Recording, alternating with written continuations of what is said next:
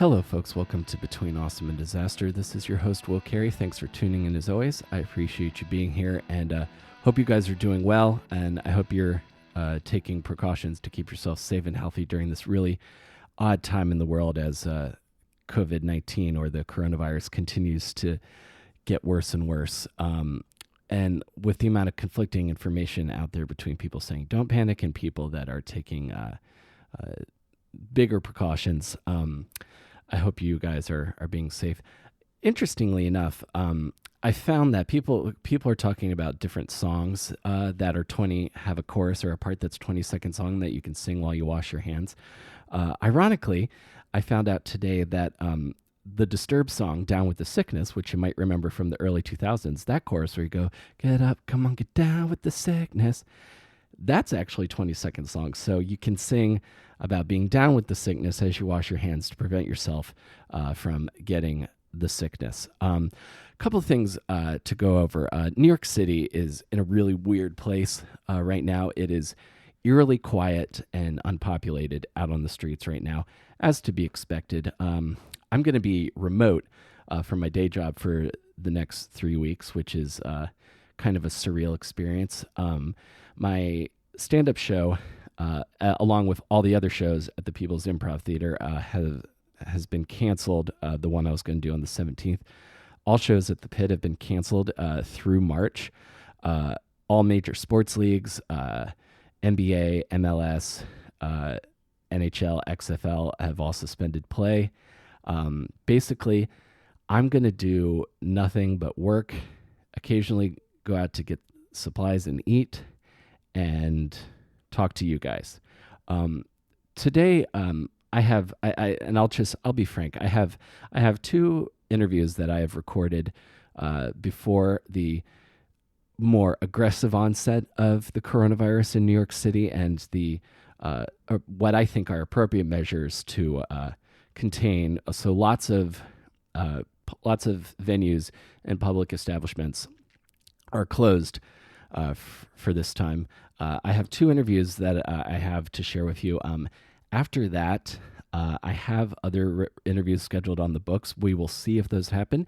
If not, I might just... the next couple of episodes might just be me either talking to my fiance Chelsea or just pontificating about the nature of life while to myself as I share pictures of me interviewing my stuffed animals that I have in the apartment. So either way, I have some interesting bits of news and information to share with you guys during this really odd, surreal time in the world. My guest on the show today is a comedian and former professional wrestler and a good friend of mine, Bob Hansen. Bob Hansen, I put in the category of joyful silly, which is something that I look for a lot in my life because I talk to so many people who have sort of like their pain is very present in their art, and it's a way of confronting that. And Bob is a guy that I've always known to just be a zany, funny, great dude. I really enjoy every time I see Bob. I'm super excited, and I like getting to chat with him. So I'm going to share that with you guys today. Also, something I want to make everyone aware of. I have lots of friends who work in the events industry and event planning, and not just performers, but tech people, and I include myself in that as well, who are suddenly facing a loss of income as a result of things being canceled due to the coronavirus. So if you hear and if you're aware of anybody you know who might need help financially or emotionally during this time, do what you can. It's kind of it feels like we're all kind of just trying to make sure that we're going to get through this, but make sure that you are looking out for everyone that you know, and even those that you don't. A little kindness will help us get through this really weird time. As of right now, also New York City, if you're here, my band Bright Ugly, our 3 gigs have not been canceled yet. I don't know if anyone is going to come to them, but they're not canceled yet. So as of right now, March 20th, we will be at the Underground in the Bronx, and then the 24th will be at the Bowery Electric, and then the 25th we will be at Heart Bar in Brooklyn. As of right now, if that changes, I will let you know. And of course, if you're thinking, oh well, I don't think I can make it to these first three, I understand. And then we'll see you in April or May. Well, I'm getting married in May, so probably June. We'll see you then. So thank you guys for being here. Take care of yourselves and each other, and make sure you're washing your hands to down with the sickness. And let's go to my chat with comedian Bob Hansen.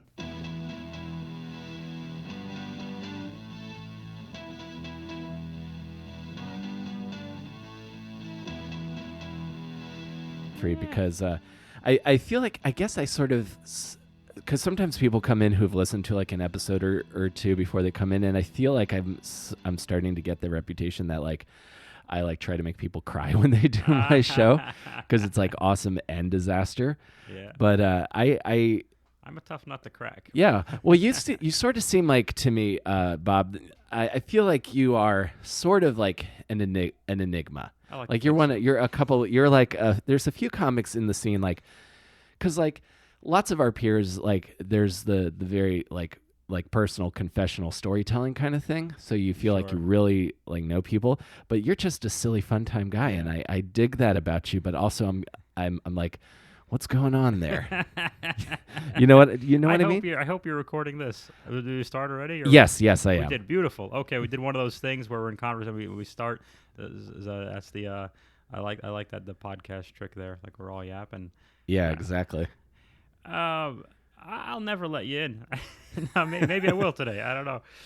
Yeah, it's one of those. I'm a very character-driven guy. You can see the pro wrestling background.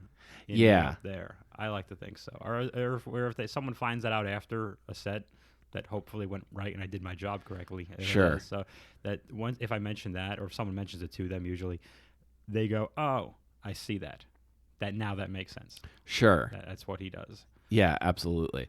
Like the certain aspects of your performance kind of make sense if they have that background. Because before you did comedy, you were a pro wrestler. I was a very unsuccessful professional wrestler. And very unsuccessful. And most people with comedy and wrestling, most people when they applied themselves would have succeeded at one of those, but not me. That's not how I like to do things. I like to, I see success coming. I just do a matrix back move thing right under that bad boy. Just get right under it, just dodge it. Yeah, completely. I leapfrog right over that success. I'm like, you're not catching me. And how long were you a wrestler? That's a weird question, because I was 4 years trained by, I'm gonna name drop can I curse on this? Hell yeah. Okay, I'm gonna name drop like a son of a gun. Now I'm not gonna curse to be spiteful. I was trained by WWE Hall of Famer Afa The Wild Samoan, who's most famous for being The Rock's uncle. Why do I drop that? Because he will, if you say hi to him for more than 1 second, he will tell you. I have a signed picture of that I got on my 20th birthday, which was in 1972. That's not true. Of him saying, "Oh, here's a picture. It's him and The Rock," and he says, "To Robert, of course, Robert, God bless, Afa, The Rock's uncle." He wrote that, and I have that framed that because it makes me laugh every time. But so I wrestled for him and his company in Hazleton, Pennsylvania, and all over all up and down Eastern Pennsylvania and other various parts for 3 or 4 years. Then I thought I retired. I was in San Diego after 5 years of being retired for that. I thought I was done. Another comedian who you may recognize from the YouTube ads of the manscaping ads, where it's all white and he walks into a bathroom with a brown beard and hair, and he talks to the dude about shaving his balls. So you'll see him in those ads now if I bring that up. Zoltan, he brought me back into it. I trained him for one match in a company in San Diego. Did it for another 3 years. Okay. So I thought I was done, and I was never really done. But the second stint, I was late 20s, early 30s, and that's when I was a door guy at the Comedy Store in La Jolla in San Diego at the same time. Gotcha. So that was too intensive. Not hobbies isn't a strong enough word, because the time is too intense. A hobby you do when you A hobby, you make your own schedule. Yeah, I feel hobby's like a more relaxing thing, I guess. Yeah. And this is before the word side hustle was ubiquitous. I would say it would be Sure. a secondary passion. Yeah, Or yeah, a totally. passion. There was no word of grinding. There was no Yeah. grinding. There The was hustle. the hustle. Yeah. I You're did 4 just mics tonight with my friends, and we told inside jokes and jacked each other off. I'm just grinding, man. I'm just hustling. literally grinding. Yeah, that's all I did because I don't have to wake up till 10:30 to. I'm just out there grinding, man. You just gotta want it. You gotta want it. Yeah. Oh, can I go on first? I want to go home. My balls hurt. You gotta want it. You gotta whatever. So New York, I'm so edgy. I'm so thick-skinned. You made fun of New York. I'm gonna start crying because you made fun of New York. I hate everybody. Awesome and disaster, my man. Exactly. I didn't.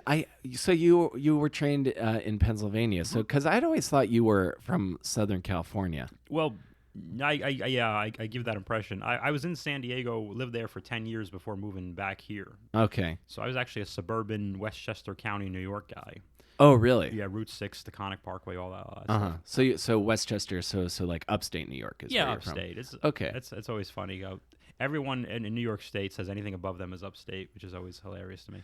Yeah. But it's the burbs. Like all our parents worked in a city. They'd all Sure. take the Hudson or whatever train it was. I have no idea. Mm-hmm. And they would all do that. Yeah. So you kind of have this like very classic. I'm imagining this like very classic suburban American upbringing. Yeah, pretty much. Mm-hmm. And again, it's only like an hour and a half drive from the. So all our my parents are from Queens and Brooklyn, and most of our parents were all from Queens and Brooklyn in some form or fashion. Mm-hmm. So we all knew of the city. We all went down and relatives on holidays and sure. Back forth. We all did that. So suburban kids who knew of New York City, and then maybe once in a while you get a little older, teens, you take an adventure, sure, drive down and do something stupid and come back and. But we were all New York City adjacent. We knew of it, but we didn't really live it. And I had no desire to. I wanted to go to. I went out west till we hit an ocean and just stopped. Right. So you were always like. You're always like, I'm going to get off the East Coast because I don't know if I feel like I have a lot of East Coast energy because I feel like I've been in New York. It'll be 10 years this summer. And I feel like I feel comfortable here, if that makes any sense. Sure. But depending on who you ask, I'm either from the Mid-Atlantic or I'm from the South. I'm from Maryland.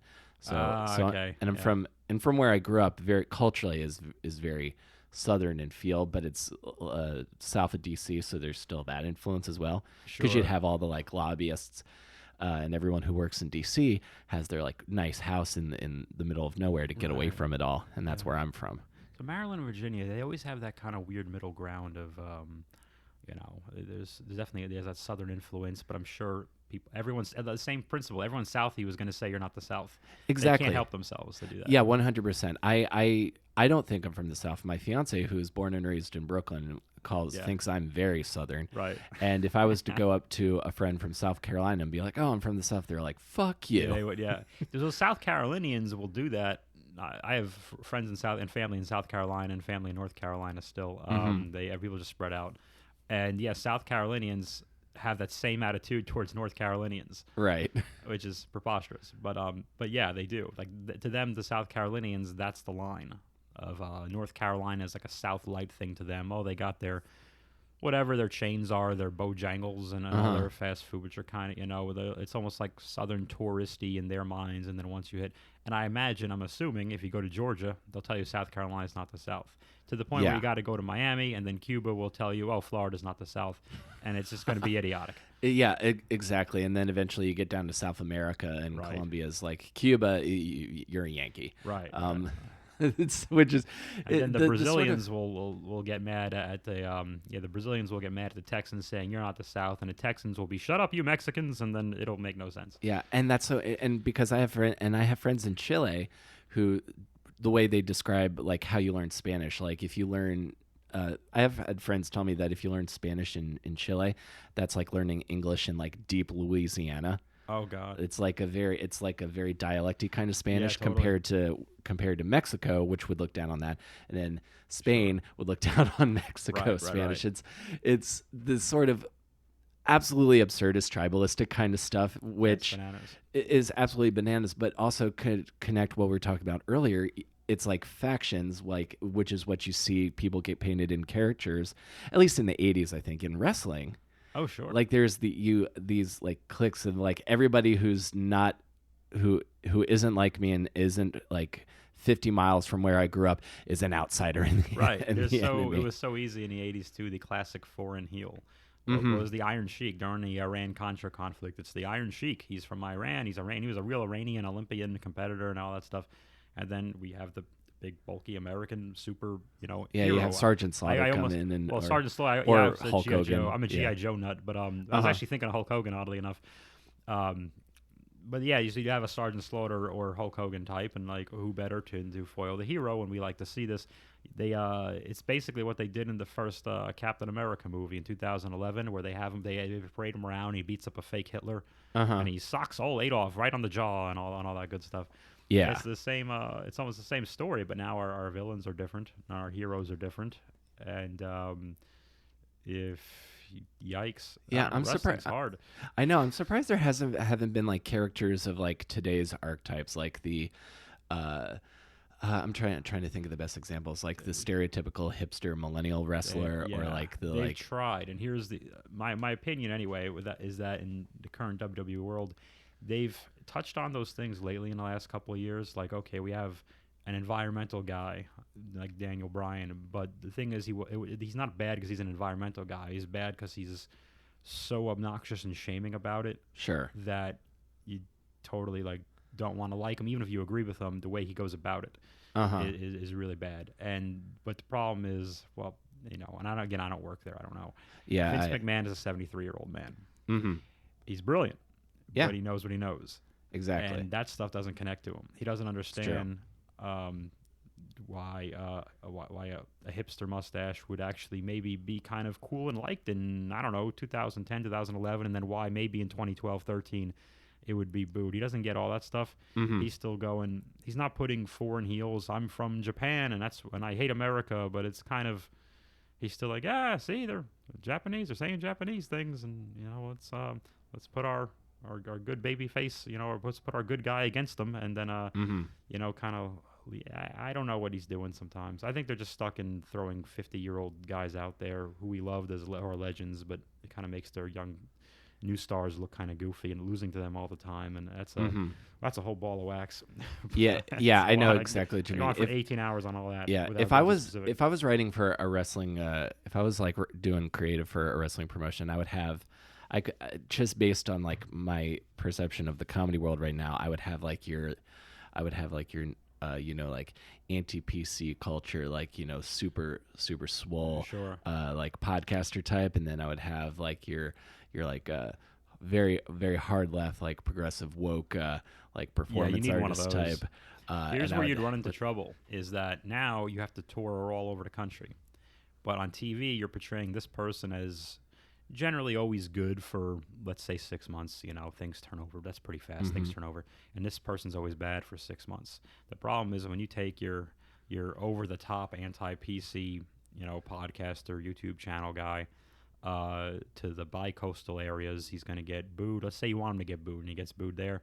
The problem is you go to the Midwest. Yeah, guess what? Yeah, and now your TV is screwed up. Yeah. So that might actually answer my own question as to why we don't go on all these certain stereotypes. That's why generally your bad guy should just be someone who's either they're very good and they know it and they're arrogant about it, because that's easy to hate, or they're kind of okay where they cheat like hell, and no one likes a cheater. At the end, no one should like a cheater. Sure. You try to just stick with those tried and true. Take the nationalities out of it and just be like, well, this person's a jerk because they're a jerk, and that's why you should boom. And yeah, this person's exactly. A nice person, that's why. But then sometimes a nice person, a good guy character, will never stick up for themselves. And there's a line. We love to see an underdog finally stick up for oneself. But if a month extra goes by, especially with today's audience, they give up, and now they're gonna boo that underdog because we hung in with you for like 2 months to fight and finally stand up, and you never did. And now we just want to see you get kicked in the face. They're not as it's a different world. Right.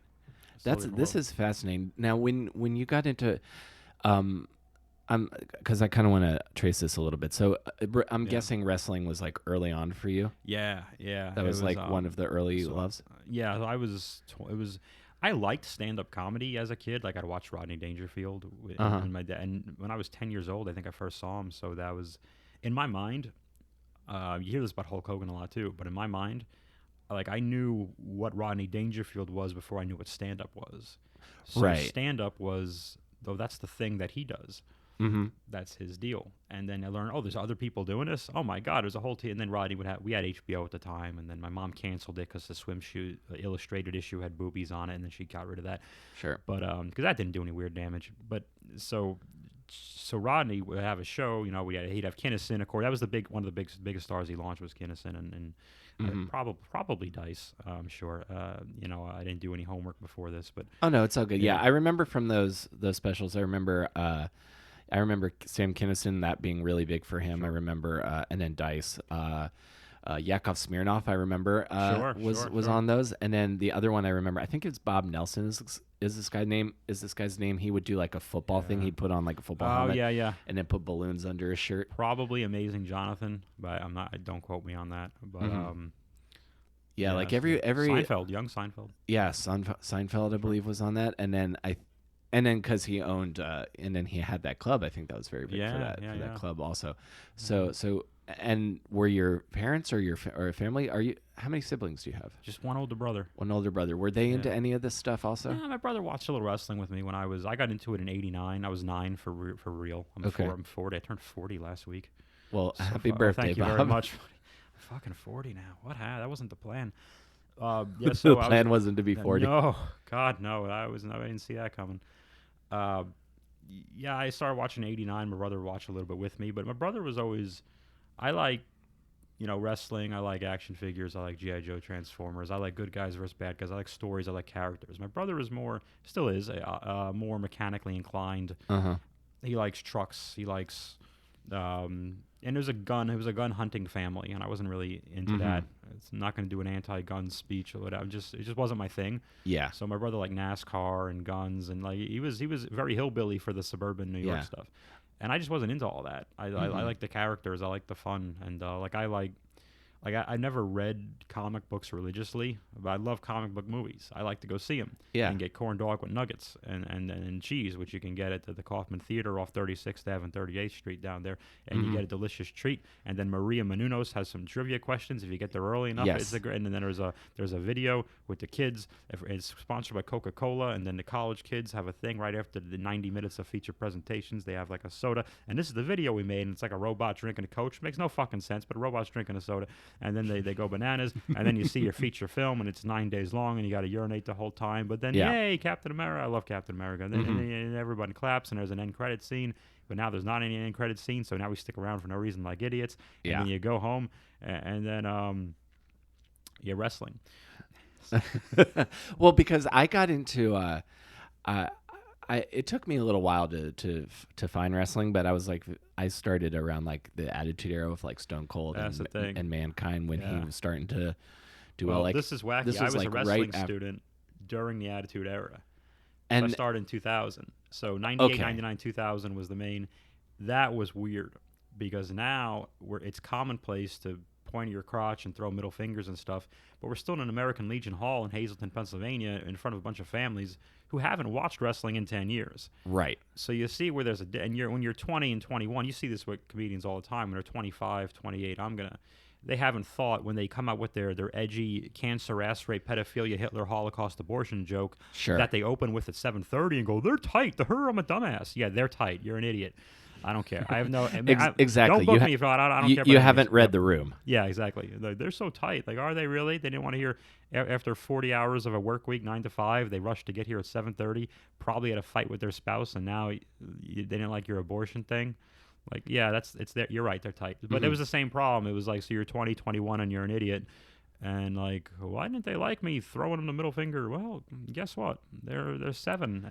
They're 7 or they're 42, and those 7-year-olds are the offspring of those 42-year-olds, and you're a moron. That's the reason. And it took but thankfully going into comedy, which I started in March of '06, Okay. which was a weird time to be starting. What happened? Thankfully, I think I learned more about stand-up from Afa The Wild Samoan, whose English wasn't great and didn't even speak English on camera, than I did from other comedians and even, other experienced comics. And I learned a ton of them for the Comedy Store too, because that's an education and a college in itself. But I already understood what it was like to be on stage and know when you're not doing well, and to know when what it's like to have a plan and to have that plan fail and then for you have to right. Because have you ever, and did you have matches like that? Because most of my matches were like that. Oh yeah, yeah. I've done better in comedy than pro wrestling. Well, and I love your stand up. I've never found any. I don't know if any of your matches are available, but you do. There's a few. The reason I like what you do is, again, is the pure silly joy of it all, and that's something I think about with Selena Kopic. When she did the show, Selena's my buddy. Yeah, I love Selena. Like we talked about how like neither of us are like very funny when we're political. So like, and I just love the like silly good time. Or someone else who I've been thinking about a lot, Steve Whalen. Yeah, I was gonna bring that up. Yeah. He was just a sheer pure silly joy. And like whenever he would do my old movie riffing show, he and Steve DeSiena would come and do it. The Steves. The Steves. We would just have like a just silly good time. And that's something I try to remember when I get when I get feeling bummed about like all the other stuff in comedy that can make you bum, like friends saying that like you can't do their popular show because you don't have credits, or everyone's got that outside booker no one's ever met. Right. Never met an outside booker in my life, motherfucker. Come on. Yeah, I've been doing this too long. Doesn't exist. I was started comedy before we had a black president. Okay, like no one's fooling me, you dumbasses. I never understood Steve Whalen. I met him when I moved to Astoria. I think him and the Steves. I'm pretty sure they were also Astoria guys, or maybe they just hung out here a lot. But I'm pretty sure they lived here. August of 2012, I think. September 2012, I would have met them, and I got along great with the both of them. With Steve Whalen in particular, is that obviously we both had, especially in our heavy the Creekster days, I call it. Yep. In reference to the Creek in the Cave, 1093 Jackson Avenue, try to fish tacos. We were both both hung out there for a chicken bit. Chicken burrito's very good too. Is it really? Yeah, okay. I like it. I haven't been there in a bit. But we were both there a lot, and we were both very character guys in a time when, keep in mind, Donald Trump's just a reality show host at this point. Right. In time frame, 2012 to 2015, 16-ish. So really, that's not even a thing. But the over the top political rants that was like, you know what? I think racism sucks. And they go, yeah, you're speaking. Yeah, that was brave. Congratulations. Yeah. I was like, yeah, I know. No, we know. But it's not your fucking job. So myself and Whalen, and he definitely dealt with it better and jollier than I ever did and could, clearly, is that we were both character guys in a very non-character friendly place. I mean, that place, I don't know what it's like now. I haven't been. I'm sure there's one working bathroom, but I have no idea what it's like now. But whatever. Everybody was so into that. It was so back of the room oriented, which I understood, but in my opinion, just my opinion, I thought it was so back of the room oriented to a place where comics weren't just ignoring the audience, the real audience. They were actually shitting on the real audience to make the backlash, and that got over my line. And I was always a very front of the room guy, and I always felt, well, if you do make the front of the room laugh enough times in front of the right folks, owners, bosses, whatever, is that this will work out, and it just never did. And I think I was frustrated, and maybe I should have stuck with it more. But more importantly, Steve Whalen, he ran with that Mr. Jokes, and he never broke. And we had a mini bond of, okay, they're not cracking us, so we're not going to do their thing. And it got to the point where we would have these late night, 2 a.m, 10 degrees outside on a sidewalk, these pun wars where traditionally in a movie, if it was like what's like the 8 Mile movie? or Yes, something? I was just going to say, what's the Eminem movie, 8 Mile? Traditionally, it would start off with like maybe 2 people gathered around, then it would be like 20, 30, 100 people gathered around. No, we did it the opposite. It would start off with like 8 dudes gathered around, and then gradually it would be just the two of us. And silly pun wars. Well, I don't think that'll cut the mustard. Well, I don't want to spend the day playing catch-up. Well, I'll relish the opportunity. Blah, blah, blah, blah, and we would just do this and some people would jump in, and then they'd go, I can't. And the fun it wasn't like a roast battle. It wasn't like we need a winner. Like I'm going to win. like Steve's going to beat Bob, Bob's going to beat Steve. Sure. No. We didn't want a winner because that meant it was over. Yeah. That wasn't the game. Yeah, the game was to just keep it going for as long as possible. The game was to intentionally waste our own time, and we were great at that. And unfortunately, when I stopped hanging out there, I didn't. I think he moved to Brooklyn. I don't think he was in Astoria for too long. I hope someone's going to correct me on that. I knew he grew up on Staten Island. I don't know if he Right. still lived there or not, Right. but I know he's been like in the city. Sure. He was in the city his whole life. He was quickly, I think, only months into knowing him, he put on a Staten Island fundraiser for the Sandy Hook victims and all that. Yeah. And we went down there, myself, Scott Nosson, and a few other people I can't Scott. remember. Haven't Yeah, I seen know, Scott exactly. forever. Exactly, that whole gang. And we went down there, and together we helped raise a whopping $70 for Sandy Hook victims. And I think we saved the place. I think we saved the whole island that night. We did magic. It's good. We did magic. Yeah, I think was that at Full Cut by any chance, or was that I somewhere don't else? remember. It was Because I think I did a show November with of him at Full Cut once. 2012, and I think I just got home last night from that. It was a late night, or whatever.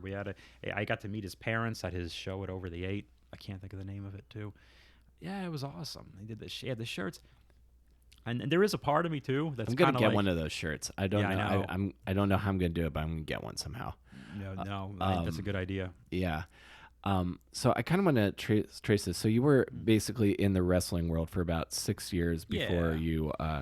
And this is something I'm curious about. And we were talking about this a little bit. Like lots of wrestling podcasts get a little bit too inside. What I'm Yeah. curious about, because I know that like training to become a wrestler is very expensive and depending on on the location can be kind of a logistical nightmare. But so you're trained by.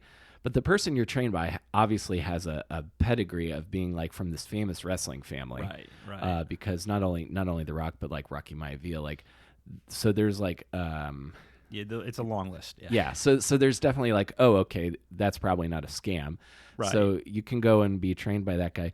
I'm curious, because like you're an athletic dude, and I've always figured, like pro wrestling looks like one of the hardest things you can do physically. Like when I would watch like footage of like the WCW power plant and everyone's running in place and then throwing themselves on the ground 30 times in a row. Sure.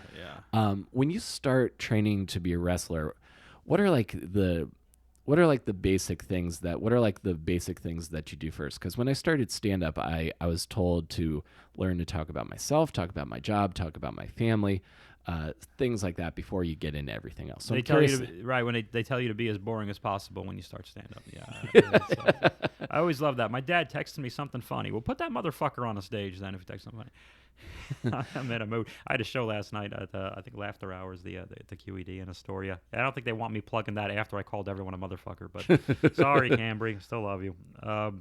yeah, Cambry is Wasn't my great. point. So what are You'll like forgive me. what's like day one what's day one as a pro wrestler? What do you learn? Well, first thing Afa did was make sure you're both in shape, and more importantly, it would just not giving up. So he'd put me in a bunch of drills, running around and stuff before I even touched the ring, because the ring is depending on who you're with. And at the time, this is the year 2000 in Hazleton, Pennsylvania, so that might as well be 1964. So Right. you have to keep the time frame in mind. And he, wow, it was over 20 years ago because of my 20th birthday. Yeah, wow, I didn't think about that. So he would have, I don't remember all of the drills, a lot of steps and running around and run around a block a few times and all this stuff. And then he would have me do this thing where I'd sprint to one end of the building, not a big building, but one end, do 20 push-ups, sprint, 19 push-ups, 18, and it's just sprint. And I was doing okay. I mean, around like 12, 13, I started wobbling, and he didn't really care.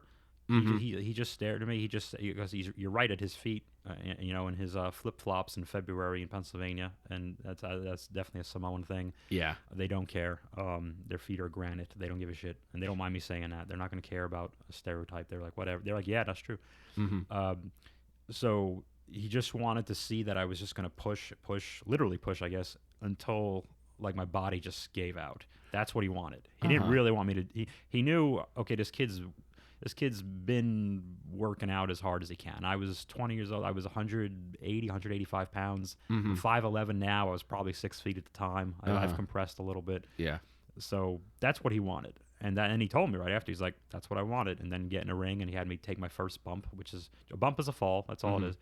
And he'd jump up, and didn't really tell me there's a you yell, you kind of breathe out and yell to get the air out of your body, and there's a certain way, but he kind of generally showed. But he didn't tell about the air thing, especially because he knew like there would be no air in me, and he wanted to see that I'd be like, okay. Yeah, that can't talk kind of thing. Like, like, are you a good son? Are you a good son? I'm great. Son, you're good. I'm good. I'm good, pops. You don't call him off. You call him pops if he trains you. I'm good, pops. Okay, son. But that's really what he wanted. He's like, I want to see that you're not that you're gonna go through. You're gonna finish this or go for a while anyway. And, totally. That's not on. I'm and then familiar with from this there. style. It's bumping. So it's the board. The ring was old boards and metal, and it's just a little bit of foam. It's not a trampoline.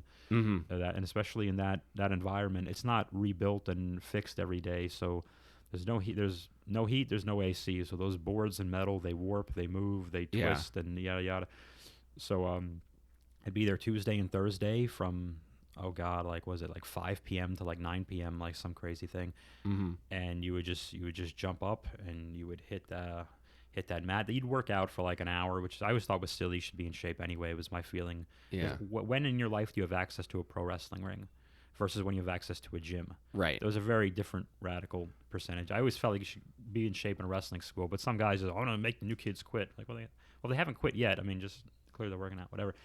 So you do that, and you would jump up and land on your stomach and on your back, and then do like little front flips, jump up and do it, and do the whole thing with landing on you, and trying not to hit your middle back, but your upper back and your ass and your feet, but not your heels, and your triceps and your forearms, but not your elbows, and take all the air, and then you start giving each other, but you're running the ropes and the turnbuckles, and those sting, and those tear your skin up, and all that good stuff, and then you get your bruises and all that stuff. So the actual ropes will like grab you.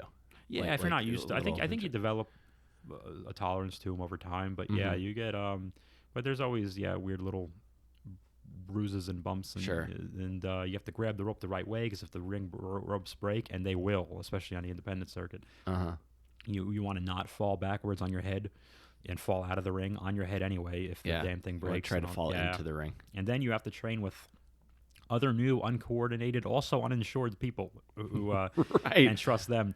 So that's a whole nightmare. Like a lot of stuff, like the headlocks and the hammerlocks and that kind of stuff. That I didn't have too much trouble with that. It was just okay. Do it this way. Hold it this way. You don't really. Not everything's held like it would be in real life, because you're just trying to get people to see it and feel it and all that stuff. You're not really. You just kind of have to make it look good for the crowd, and make it stand up tall, especially if you're a short guy, so you look bigger than you. It's all that kind of.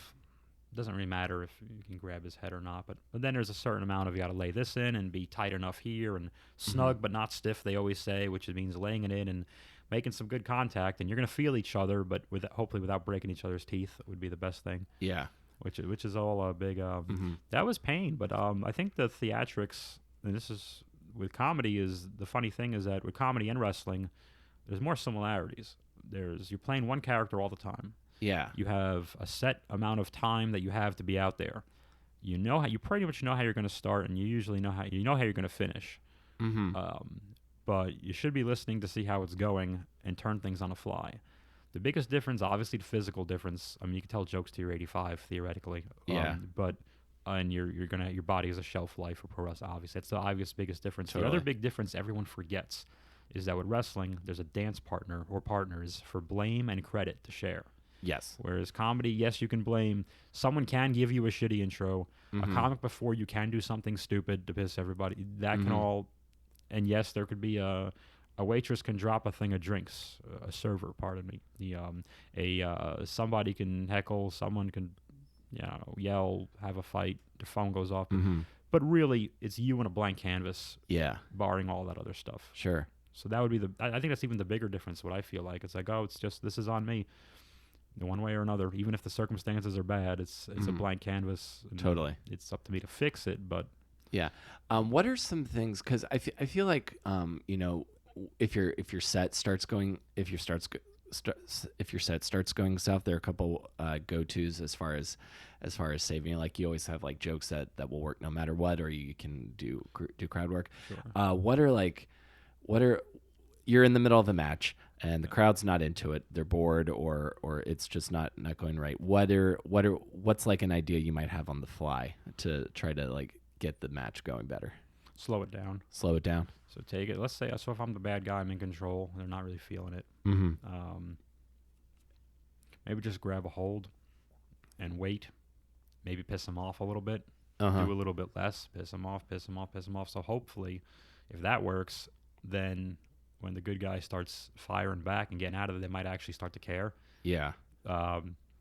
Let them, if they're bored and they're hating it, slap that on and look around and just however your character would do it, however you would do it, but let them know, I'm happy I'm pissing you off. I'm happy I'm making you bored. In comedy, you're almost always the good guy in some way. You're the underdog good guy, the anti-hero good guy, the general white meat babyface good guy. You're all kinds of different good guys, but you're the good guy. And in wrestling, well, no, it's half and half. Yeah, totally. So that's the thing, and I think a lot of comics, when they try to be too cool, that I'm not going to piss them off. I'm just not going to give a shit. Well, here's the problem with that. If you piss them off for 10 minutes, there's no good guy at the end of your set to give you your comeuppance. So they don't get anything out of this. Because now you've made them hate you, which is not that hard to do, especially in comedy. And then, okay, so then where does that go? Whereas if I'm out there to piss them off, the reason I'm pissing them off is because I know, whether it's in 5 minutes or next month when I want you to buy tickets again, I know, and they know on a subconscious level, that I'm going to get my ass handed to me for the bad thing I did, and they should want to pay to see that. Yeah. If I want to piss them off in comedy, well, I'm not getting my comeuppance at the end. Right. So I just stole their money. Deliberately wasted their time, or deliberately had a bad. It's like, I'm just going to piss them off and make them walk out. Well, are you? Because is it going to make them walk out and buy tickets for next week? Yeah, it's just going to make them walk out. Yeah, I don't think that's the path to a healthy career.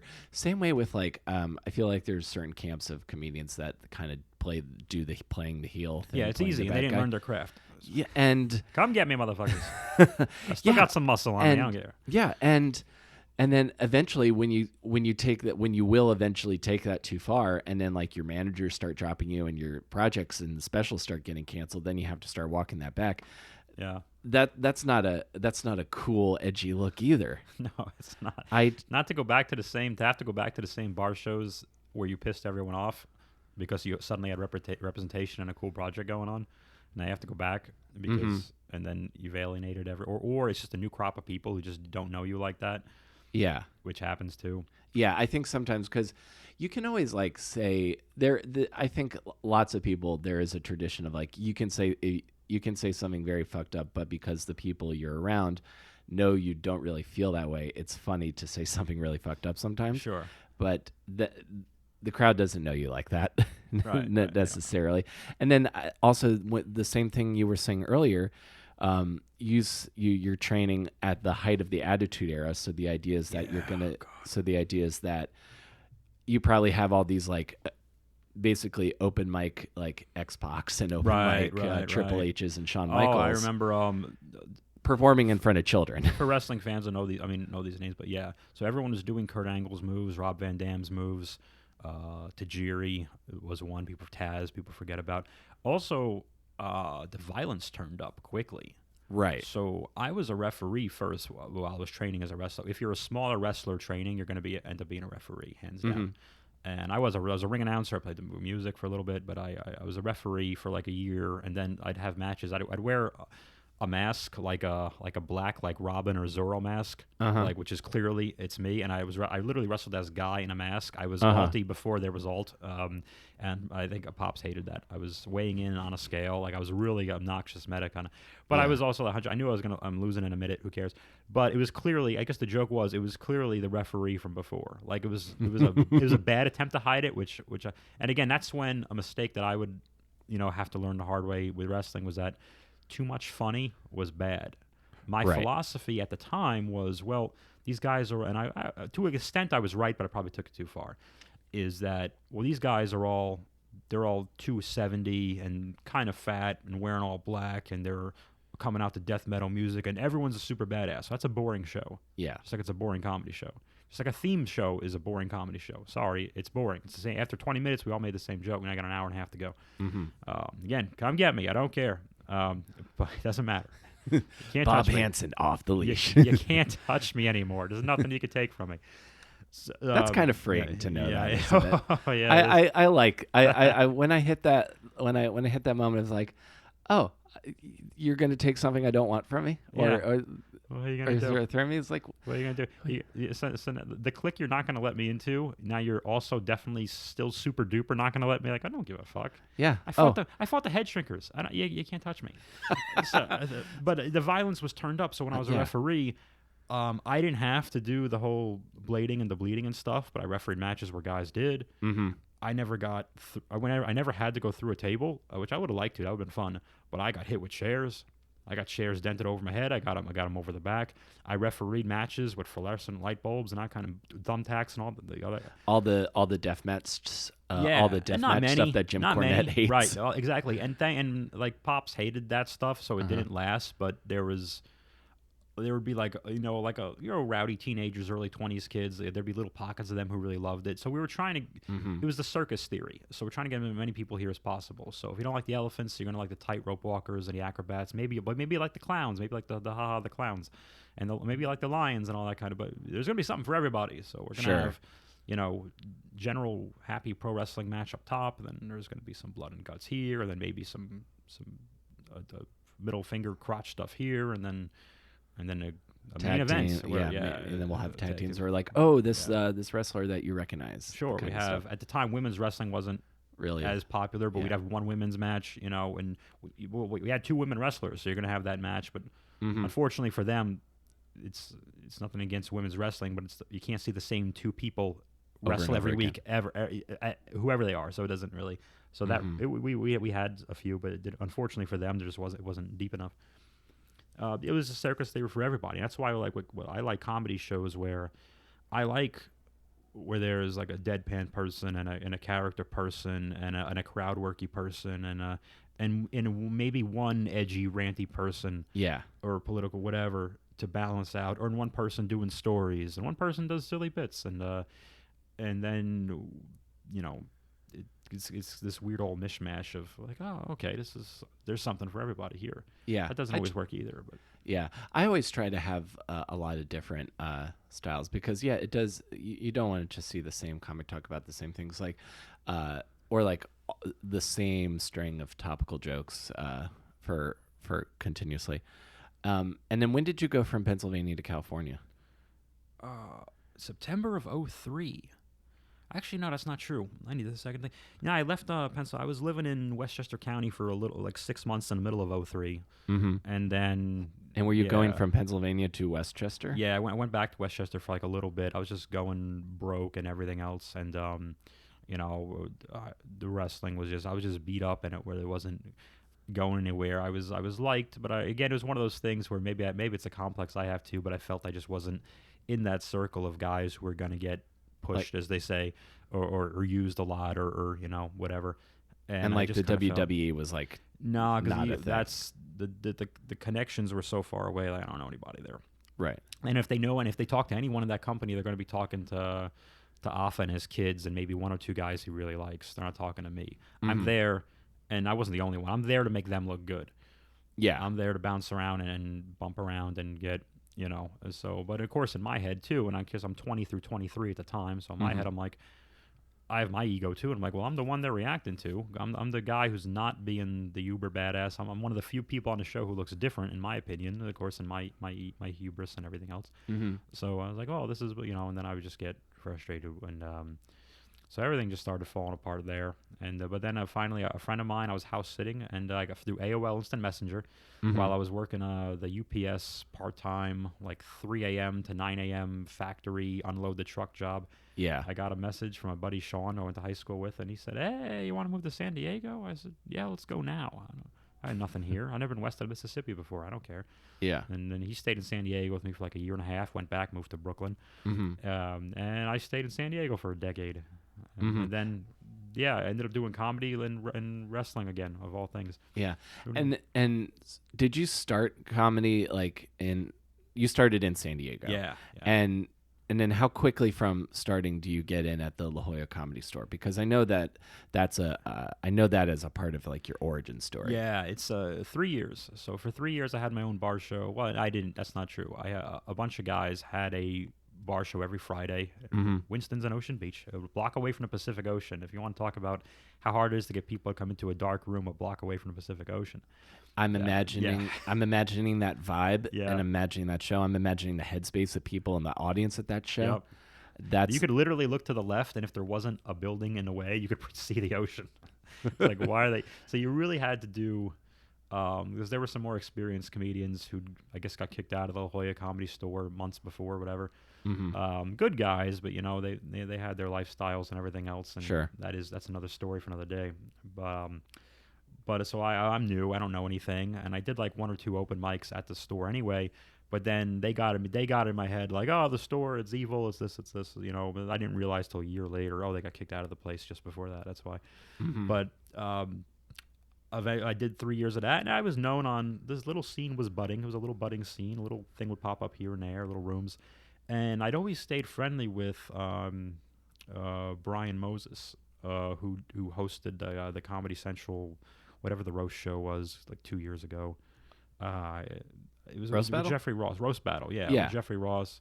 Moses, he's on like a Rogan episode or something. But he's the guy who hired me because I was always friendly with those guys. I tried not to be enemies, but they didn't really come to my thing because they knew who else was there, and it was a whole thing.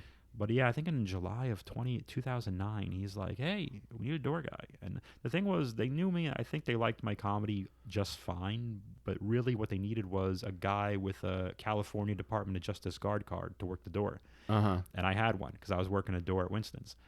And this is the club that I did comedy at. I eventually got a door guy job there too. So my buddy Jesse Egan is my best comedy friend in the world, hired me. And he's a brilliant comedian, dominating San Diego right now. Him and Zoltan are the guys, which is funny because they've stayed there and I left.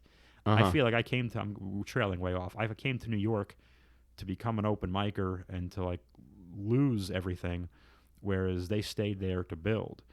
Sure. And I think they're doing great. They're on a ton of shows, at least, And well, yeah, that's the crossroads that you come to. I feel like if you're in like, I guess, a secondary city compared to, and when I say secondary city, I mean every city that is not New York, Chicago, or Los Angeles. Right. And even New York and LA tends to they'll look at Chicago, Boston, Philly as like not major B cities or not major markets, which is preposterous. By the way, that's not true. I agree. That's where you go to get paid. Yeah, not getting paid here. I don't get paid in New York.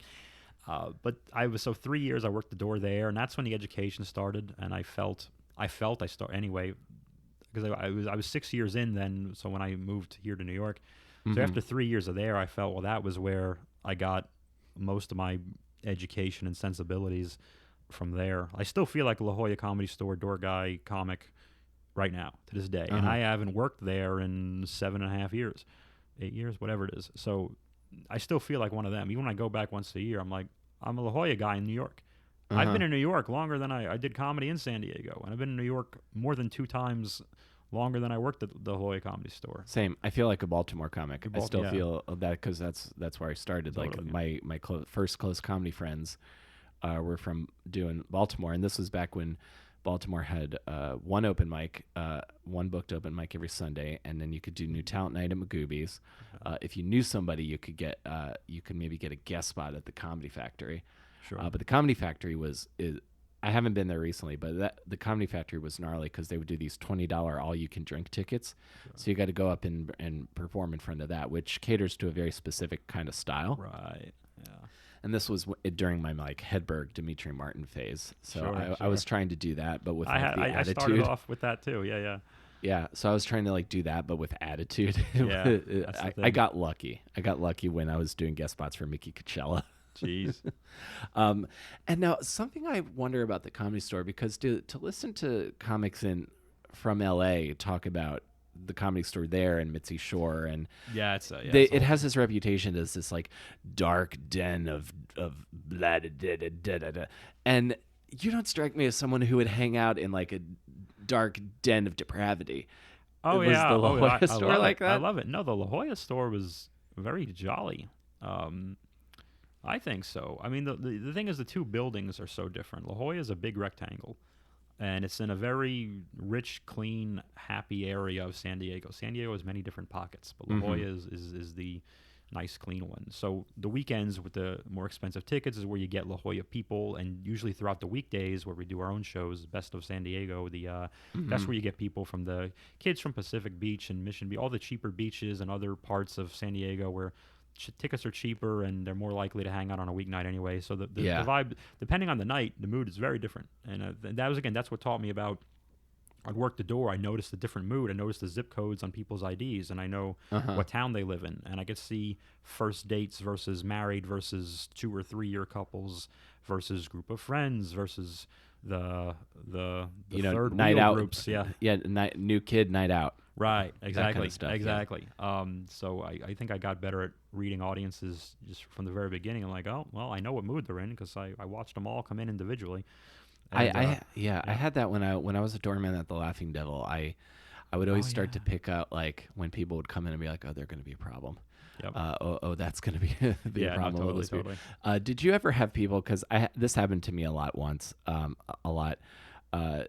Front seats always go last. No one wants to sit up front.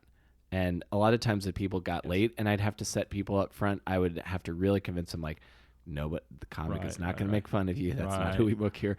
And like 9 times out of 10, I was proven to be full of shit. Right. They always are. Yeah.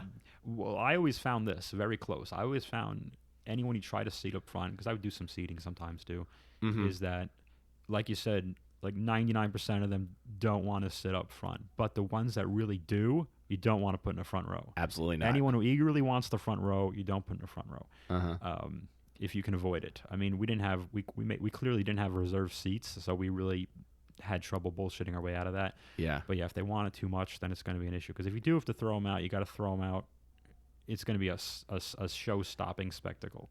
Yep. And then you got to deal with, depending on which headliner, and the management of the Los Angeles, the Hollywood Comedy Store has completely changed. So I don't know what it would be like today, but at the time, with their management, they had their favorites who can do no wrong, and if so-and-so headliner was down, nothing could go wrong, and of course everything would go wrong. We can't have anything go wrong. Everything's got to be perfect. They're going to cry if this doesn't happen. They're going to cry if that doesn't happen. There was an occasion where I was supposed to do it was a big deal among door guys to do all 4 bullet-biting spots for the weekend, so we got good at it. We opened for the opener. So we'd go on 8 o'clock on the nose, and you do 5, 7, whatever minutes it was. And before the host? Well, there was no host. It was all tag team. Oh, right. So it was okay. It was like door guy opener, then opener feature headliner. Gotcha. So, and really you're just doing that so people can sit down, get their drinks, and let them know there's a show going on. So ambient music. Right. So the opener going on doesn't really have to cold open because there is no host. And usually you'd go on after the headliner, you'd say, oh, thanks, please make your way, the whole spiel. So I ended up getting good at that spot. Or maybe I was just used a lot of that spot because I wasn't doing abortion, Hitler, pedophile, ass rape up top. It was 8 o'clock. I was jokey. I was hokey joke guy, and I'm sure I probably get to a point where I probably should have been scoffed at a little bit, and I thought, oh, I'm not as bad now, but that's what the spot needed at the time to get the job over. And there were times when there was one time I was supposed to do all 4, and then there was a comic who was a Hollywood darling, and apparently he had called up. He couldn't tell the manager of the La Jolla store who's standing right there. He had to call up to the Los Angeles guy and have him call the La Jolla guy and say, hey, the door guy you put on, headliner doesn't like him. Too many laughs. He doesn't like that. Like you gotta curb it down. And I hate telling stories where I look good and pat myself on the back and I'm awesome at the end of the story. I hate those because I feel icky telling that. But it was an education as to how some of these people can really be. Like I'm wearing a Hot Rod Roddy Piper shirt right now. Yeah. I got to open. Roddy Piper was doing storytelling stand-up-ish for like a year. At that very building, I got to open for Roddy Piper. I didn't go on right before. Oh, that's got to be a dream. It was amazing. It was a Thursday night, one show. He bought pizza for the whole audience. And the reason I bring that up, well, not just because I'm happy to be wearing a shirt, but we had headliners. Let's say they've been in one Doritos commercial. They got 2 lines on a sitcom, and they're the most big timing assholes you've ever met in your life. Yeah. Roddy Piper, who at that point was probably the most famous person to walk in that building in the time that I worked there, learns your name for the night. He becomes your friend. He heard about me. He's telling me stories about old Samoan wrestlers because he liked me and everything else. And he takes pictures with everybody. And it was like the least big timing of all the guys because he had nothing to prove. There was nothing to prove for Roddy Piper. He comes in. I was told after my set, because I met him, he told me a story about the Tonga Kid in West Virginia getting in trouble with a bunch of racist guys with shotguns. Yeah. Because they thought Tonga Kid was black. And they chased him under a car, and then Mm-hmm. Piper had to convince the West Virginia guys that he's not black. He's from the island. He's Samoan. And then we go, okay, never mind. So they didn't shoot him because they found out he was from an island and not like a American black guy, I guess. Sure. So he tells me this whole story, and I'm like, oh, awesome, thanks. And then I get tapped on. You got to go. I go on stage. It's easy. It's 125 wrestling fans. I had an easy time. Yeah. And I didn't even talk. I mentioned wrestling once or twice briefly, and then just so they liked me, and then did my act. They were like, oh, great. I get on. I get a tap on the shoulder. This guy, Steve Simone, who's a wonderful comic out west. There's a lot of stuff for the troops. Great storyteller. He says, Roddy wants to talk to you. You got to go into the green room. The green room is the size of a closet. It's like half the size of this room. It's a very small room. And if you've ever been tapped on the shoulder after a set and told, go into that room, Roddy Piper wants to speak with you. That's an interesting day at the office. It feels set up-ish. Yeah, this feels like some kind of like Godfather, like, I don't think I'm really being made. I think I'm in trouble. Right. So I go into this tiny room with just myself and Roddy Piper. And he says, Baba, I was laughing. I was telling Steve, like, oh, jeez, I saw Bob. I thought, is that the same guy? Is that you funny motherfucker? I was in here. I was laughing. I was slapping Steve. I was like, oh, that fucking guy, you funny mother. Oh, you ought to go. Thank you so much. Thank you. Thank me. Thank you. And I was like, shit, you son of an unnamed Gorchard. He didn't really say that. He should have said that. But in my head, he said that. And then he took pictures and all this stuff. Well, that just goes to show you there's no, even in New York, there's like the people who've had like, little TV things here, or maybe they did like, I'll mention it again. They did like the Rogan podcast or something. I said, see them, and I remember they haven't seen me in 5 years since the Creek days. They have nothing to prove. They're the nicest ones. Yeah, I kind of feel ones. that's been the my ones experience. with the new, brand new, like monthly show or weekly show at some club with an independent, half independent schedule, and they got this big spot everyone wants. They're the biggest douchebags. That's kind of been what I've noticed. That's what I've noticed too. Like there is like comics that have like I have encountered like the most disrespect I've gotten is from comics that have a well attended show in New York. I would never decry anyone for having any kind of success. That's what we're all trying to get. But it's just odd to me. Yeah. It's just quite bizarre. I hope if I ever get to that, if I ever get to the point where this is like where this is like successful and I can do stand up based on because this is popular, Sure. that I have people around me that I hope I would stay humble, and I also hope I would have friends that if I wasn't humble would keep me humble. No, totally. I think I've got those. That's good. You also don't carry you also like, and this is something I think about also is like you're not dependent on your next booked spot for like personal happiness. You seem like you not now. I think I was for a bit, and that would be the issue. I was too. Like I've actually flat out. I didn't have a good 2019. I flat out stopped asking for spots. I whatever's offered me, I almost always take it, depending on whatever. I have the every third Saturday at QED. 23rd. I mean, I was I got to a point. I ended up going out of my way to do this festival in the Bethlehem, PA. Tyler Rothrock's Plattsville, Lehigh Valley with Love kind of. It's part of a music thing. Anyway, I always wanted to do it, so I do it. And there's 3 shows on one. It's just one day. It's one Saturday, but 3 shows.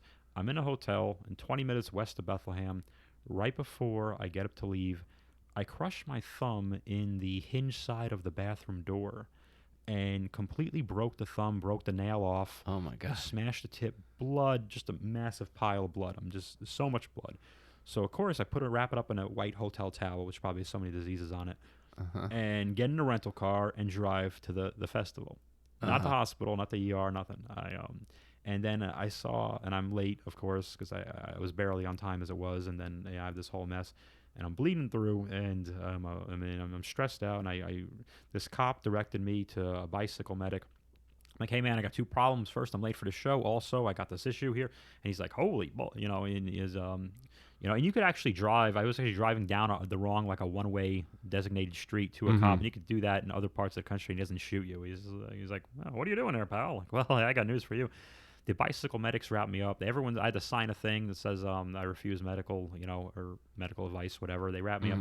I'm bleeding through these bandages. I do the first show, I do the second show. First show I had to be all clean, which is hilarious. Yeah, my language is clean, but also I'm gushing blood. By the second show, and I'm still doing. I don't know if you've seen me in the last year or two. It's been a while since we've seen each other because I'm in a similar place to you. Like I take spots when I'm offered, but I'm putting a lot of my energy into my band into this podcast. You may not notice, but now I do a lot of like karate kicks for no reason and a lot of serious like bam, like chest pounds. Like I pound my chest like a grenade. I'm softening up because we're on a mic, but I bash. I lay it in and like give yourself a good chop. I nail it. Yeah, it's not even a. I wish it was a. That would be a chop, but I hit it hard. So I still got my bandage, and I'm still doing this with kind of like my wrist. I'm turned off there. And I'm still beating the shit out of myself with this thumb that is hanging off. And basically, I had a second thumb coming out of my thumb. Oh, my God. It was this whole thing. And I ended up, I'll speed this up. So I went to the ER in Allentown, and I ended up having to come back to New York. I had 2 surgeries on the thing. One put a screw in, one to put a screw out. And during one of the surgeries, somehow I ended up getting a bone infection, which is really bad. It's not like a skin infection; it's a bone infection. So they told me in late September, they go, listen, you're probably losing your thumb. You might also lose your hand or worse, which means your arm. And that was just this past September. So I'm going through all this, and but you have to do 6 weeks of antibiotics, IV antibiotics. So they put a tube in my arm, like an 18-inch tube that goes in your bicep through the vein into your heart, and 3 times a day you got to basically infuse yourself with this medicine. I had visiting nurses taking my blood. I kept losing blood. 2 surgeries, the accident, and every week blood. I kept losing so much blood. I didn't care about comedy. And I was still hosting the show down at the QED, but I was a disaster. I was pale and tired and just wanted to get the damn thing over with. You weren't the best Bob you could be. I was not even close. And you can't leave because it's not like, oh, I have 6 weeks of time. I have insurance, but you have 6 weeks of time off and you can just do the hangs and all. No, you can't. You have a visiting nurse. You have a medicine delivery coming God knows when. Blood. You got to keep a thing of blood in your fridge and a guy picks that up God knows when. You can't really be running around. You have to be home. So it's just me in a tiny room for 6 weeks losing my mind. And I fell into that trap more than I ever have. We all do, but more than ever. I fell into that trap with nothing to do except put stuff in my arm, and I can't move my arm, and my thumb's still broken. I got 4 fingers in my right hand that are working. So all I can do is look at Instagram, look at Twitter, look at Facebook, and look at everybody's shows. And everyone's little ass kissing things that shouldn't make me mad. Now they're making me way more mad than they should. Right. Like they're real. I'm not delusional. Like I see what you're doing, but I shouldn't be that mad about it. Sure. But I have nothing to do but think about this. And I'm just getting worse and just getting worse. And I think I'm coming out of it now because I got the tube out in November, and I'm lifting my weights again. And I'm feeling a little better, but I'm trying to come out of the funk. But it got me thinking about comedy and New York comedy, and unfortunately, I don't have many good things to say about it.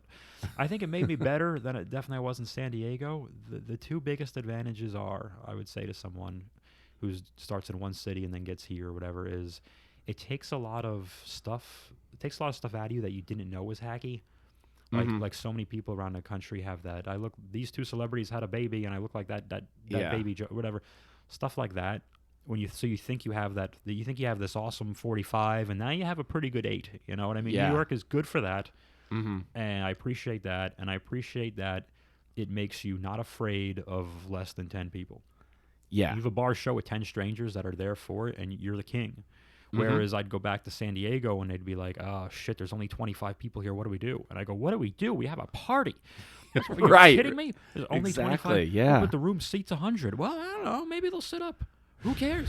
You don't know them. They came here for this thing, or they're not, or at least they're not leaving for this thing. If you want to go back and forth with the ambush thing.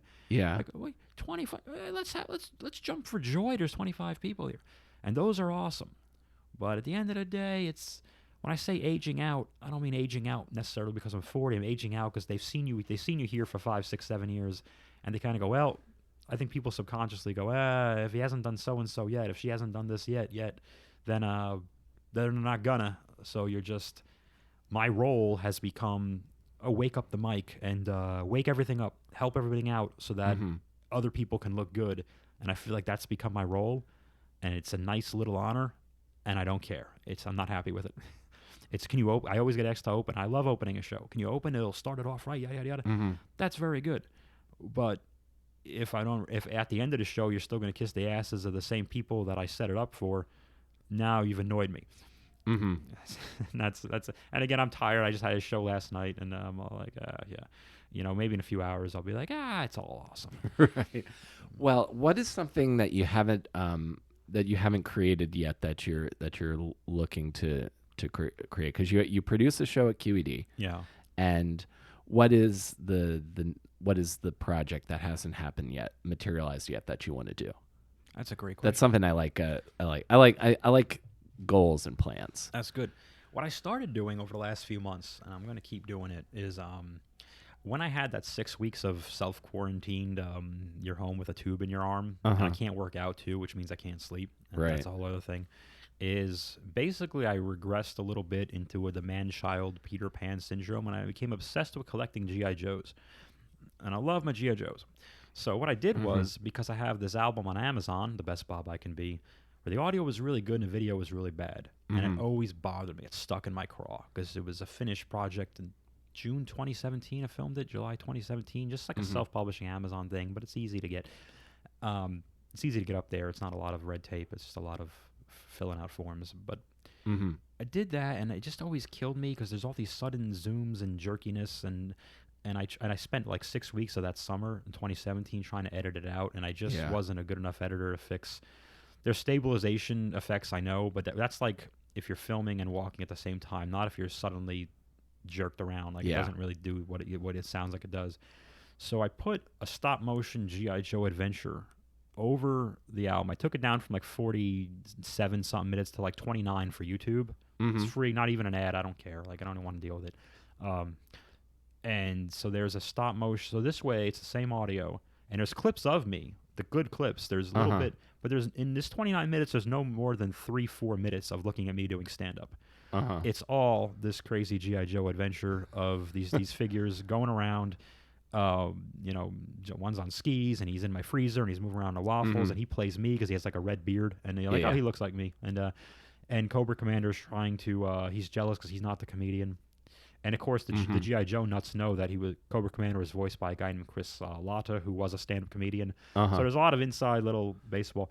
Yeah. So I redid the project, and since then I started making other, just nothing to do with comedy, just non sequitur, just my own G.I. Joe episodes. I'm just making my own. That's it. That's what I'm doing. I'm making my own Joe episodes because the Joe nuts were so nice to me while I was healing, because they're like almost like a half G.I. Joe, half support therapy group. They're just like, no, you're doing good, man. Oh, thanks for watching my video. I'm like, oh, thanks, man. I'm sick, and they're all from around the world, in Canada and Oklahoma and all the places, and they're just they're all just like, no, you're awesome, dude. Hey, you made that thing. Oh, that's cool. Let's share it. They're not they'll share your stuff because they're not competing. Sure. They're 42, 43 with lives. Like they're not they're not worried about their follower ratio. Sure. They're like, I love G.I. Joe. You love G.I. Joe. Let's be friends. The same way we did it when we were 8. You like it. I like it too. Let's be friends. Yeah. There's no politics. There's nothing. They're just like, I like it too. Hey, I hope you're doing good, man. I had this problem once too, because I'm the youngest of the group. So, and I'm like, I like this. So I'm still making those. So and it just brings me joy, and I don't care how goofy or childish it looks. I'm like, whatever. I'm making G.I. Joe episodes online for me and 70 people. 70 views rather, which is probably like 10, 12 people. And I'm like, yeah, we're having a good time. Yeah. We're just having our fun. Awesome, man. Whatever. Well, that's what any of this should be is fun. Like before you start, like thinking strategically about it takes some of the joy out of it. Sure. So I always try to remember and come back to that. Like the band I'm in right now, I'm not necessarily, I know how to write a confidence song, but I'm not like doing research about trying to find out how you write a hit song. Sure. Just trying to have write a good song that I am not embarrassed to play in front of people. Absolutely. And like having those things having that like lack of giving shit or lack of feeling like you got to prove anything is very empowering. Kind of feel. What's there to prove? Yeah. I got a last Tuesday. I passed the test for the CompTIA Security Plus. So I've been taking IT and cybersecurity classes the last 2 years too, Hmm. because it was one of those things where I got sick of complaining about my day job, so I just well let's just start to make it better, and Right. so I started doing that, and that was a huge accomplishment. Now I know there's the old comedy mantra used to be, with old comics will tell you, and I don't respect anyone who keeps their day job, and the thing is, you have to have nothing to fall back on, so you have no choice, and yada yada yada. I That used to think motherfucker's not paying my bills. exactly, Motherfucker's and not paying bills. he wouldn't even if he could. No, exactly. I used to think like that. I Yeah. used to think like that, and that's great if you become successful, but for the rest of the world, Sure. and I think about this a lot with my favorite bands. Like lots of my favorite bands from when I was in high school are still together, but they have their regular lives. They've got families and jobs, but then Oh yeah. they still exist and tour, but they do it their way, where they don't have to be out there for again doing the grind, as it were. They don't have to Oh, be out there totally. for months on end, or they're in a place where they can still do the thing and still have their lives. And I think that's the new that's like the cool thing, and being able to be creative and do stuff, and even if you still have a day job, that's you're Yeah. working harder. Totally working hard. But I also know that when I do a festival in Bethlehem and crush my thumb to a million pieces, I had insurance. That's the Uh, other thing I was saying. I'm so really glad that we're and the not thumb is having. here, by the way. This is a 3-month-old nail. Uh-huh. It's close to looking like this is the good one. Okay. And yeah, so my thumb is good. There's no bone infection. Yeah, if you The hadn't told my me that story, little scar. And yeah, if you hadn't told me that story, I would have never known that you had yeah, gone unless I through that. pointed out. Yeah, Yeah. no, totally. I mentioned it a few times on stage, but I didn't feel like it because it was like, I don't want to be one of those people who they show up to let's say they show up to an open mic and they're like, my grandmother died today. Go fuck yourself. Then go home, or she probably didn't even die today. I don't even believe you, but they have to do that. It's like, well, here's a tragedy in my life, so now you have to book me. Now you have to, because I had a bad thing, and they're like, well, can you write a joke? Congratulations. Fair, fair. That's Doesn't matter to a me. fair point to say. Well, I'm glad you still have your hand, Bob. Thanks very much. I like Uh, it too. and what can we plug before we get out here? This is I'm really glad I got to see you again, man. It's Yeah, been a it's long been a time. while. It's been a while. I'm glad we got to, reiterate how great Steve Whalen was. If anyone hasn't looked him up, Yeah, I'd if you rather. have not listened to Steve Whalen's stand up comedy, he's Bob and I's friend, and a friend a lot of people in New York, who passed away last week, and his album I Heart This Crowd is on Spotify, and you can buy it on iTunes. He was Yeah, a very get that. funny, joyful guy. That's my plug. Get I Heart This Crowd on Spotify or iTunes. Look him up on YouTube. Steve Whalen, Whalen. Yeah, Stephen Whale. Look him up. For me, I'm some guy. I'm on Twitter at Bob Hansen Jokes. Uh, there's some nonsense. I'm some dude. Doesn't matter. I'm on YouTube. You can find me in some GI Joe adventures if you type in Bob Hansen GI Joe. I'm sure. But more importantly, go find Steve Whalen. Check him out. Check him out. Yeah, Because I think more people should have while he was here. I agree. Did you know apparently people are lip syncing his album on TikTok? Is that good I or bad? I don't know what that means really. Well, TikTok is like Vine. It's like a short video sharing Oh, app yeah. that the kids are all into Okay, nowadays. this is like a little. It's longer than 6 seconds though. I bet. Yeah, right? longer than 6 seconds, and you make quirky, weird videos. Apparently, there are Oh, okay. tweens and teenagers lip syncing his jokes. That's awesome. Yeah, I think it's awesome. pretty cool. So Yeah. if you're on TikTok, keep an eye out Yeah. for that too. But yeah, go get Steve Whalen's album. It's a joy. Bob, I'm really glad I got to see you You again. too, It's my been a man. while, man. Thank so you for having thank me. you for I'm coming glad over. we got to reunite. There's people you fall away from over the years because we have places we hang out, and then Yeah. another place pops up in walking distance, so you hang out there. And Yeah, what are you gonna do? This is good, man. I'm glad to be here. awesome, man. Thank you so much, Bob. I Queen really of England is a appreciate it. lizard. Thank you very much, buddy.